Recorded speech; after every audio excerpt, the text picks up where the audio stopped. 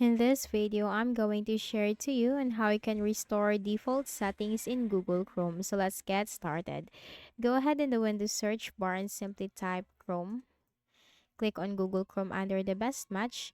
So once your Google Chrome is open, you just need to simply look at the three dots on the top right corner to customize and control Google Chrome. Click on that. Then you have to simply scroll down and click on the settings icon. Now here in the list of options on the left pane, you can find the option reset settings. So this is what we wanted, so we just need to click on that.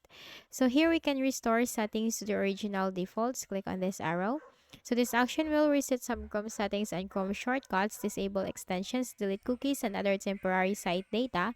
And the good thing is bookmarks, history, and saved passwords will not be affected. So simply click on reset settings.